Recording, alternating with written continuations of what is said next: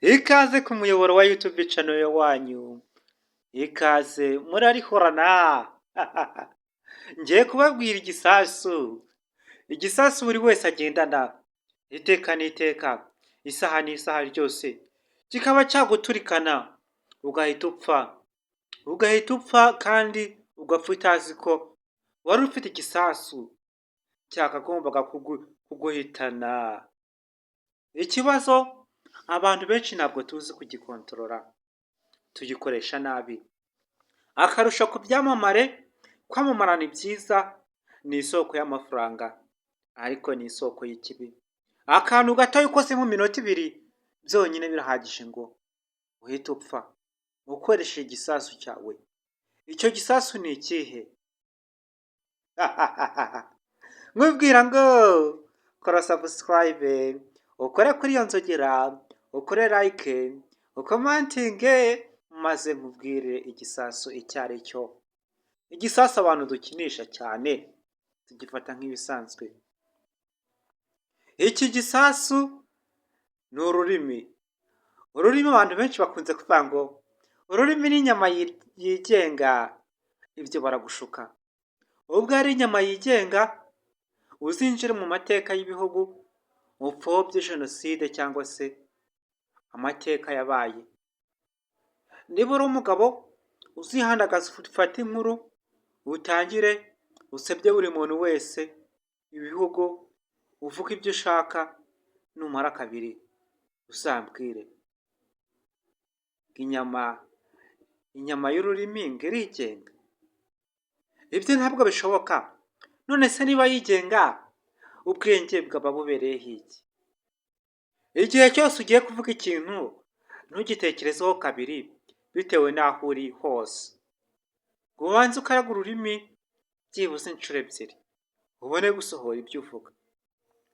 Vuga ibintu uzasubiramo, naho ubundi birakaze. Ururimi ni igisasu cyaguturikana.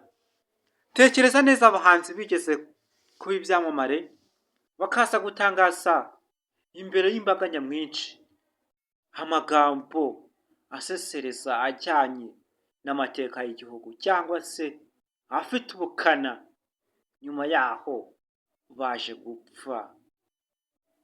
Hari urutonde nk'abahanzi ntavuze bigeze barabisize. Ibyamamare byinshi cyane byazize akanwa kagizwe n'ururimi. Abantu b'Imana, ikaze nshimira abantu mwese mwakoze subscribe, babwira ngo nimwongere gukora ku nzogera mutatwaka subscribe. Ndabakire muri muryango mushya, abambere mukigera hano kuri uyu muyoboro wanyu wa YouTube channel. Mukomeze mukore subscribe, mukore kuri iyo nzogera, ntabwo ari igisasu ngo kirabaturikana. Maze ubundi YouTube channel improving iyo channel igeze ku bantu benshi cyane. Nicyo nakubwira. Umuntu wese uzakubwira ngo ururimi n'inyama yigenga, uzamubwire ko yibeshya cyane. Bitewe n'abantu uri kumwe nabo, bitewe n'ibyo uvuze, ibyo utekereje, si ngombwa ngo ubisohore.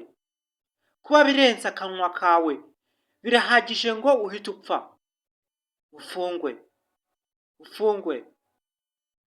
Ibintu nk'ibyo uzibeshe ukoresha ijambo iyicarubozo, nurangiza ugerekeho izina ryawe, ubishinja abantu cyangwa se abandi.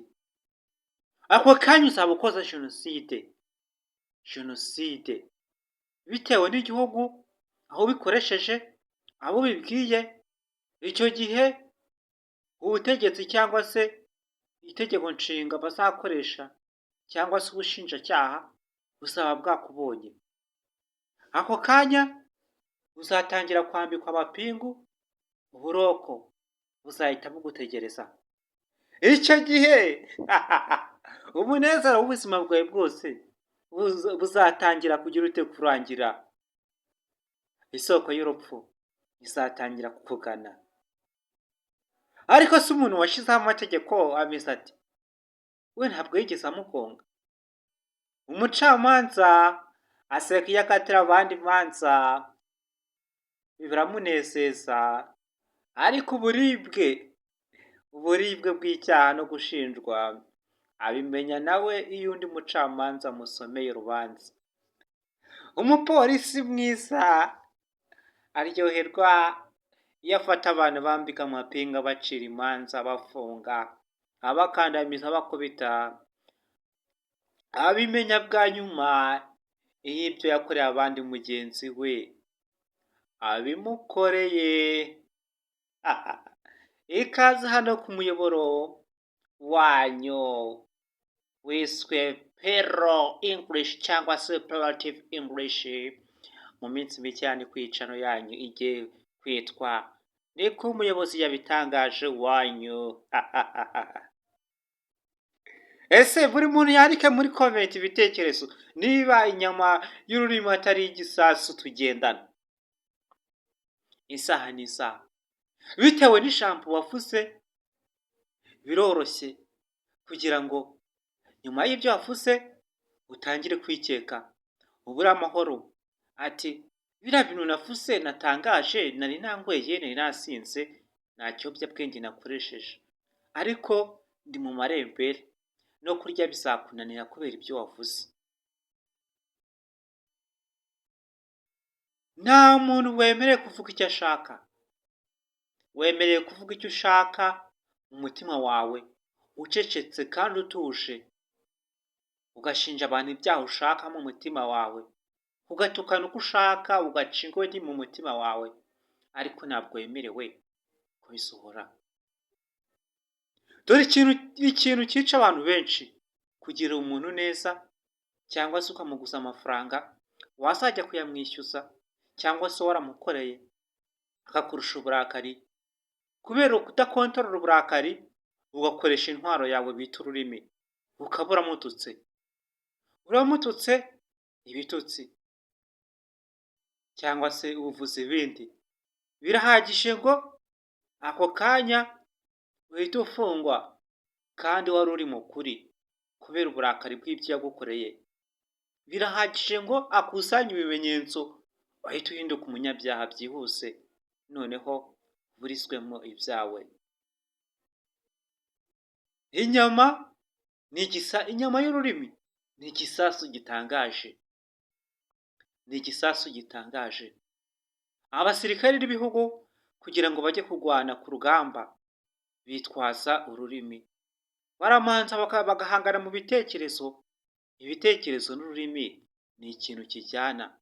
Nyuma yaho nibwo hakurikiraho ikofe ku ikofe. Iyo ugaragaje ko ukoresheje ururimi ko watatse umwanzi wawe, ako kanya bihita byoroha guhita kwica. Kandi bwa mbere akwica akoresheje intwaro y'ururimi, bwa nyuma kurangiza akoresheje intwaro ya nyayo. Iyo ukoresheje ururimi ugaragaza ibyo watangiye wabitangaje utarabigeraho, bihita byoroha guhita wicwa ukoresheje ururimi rwawe.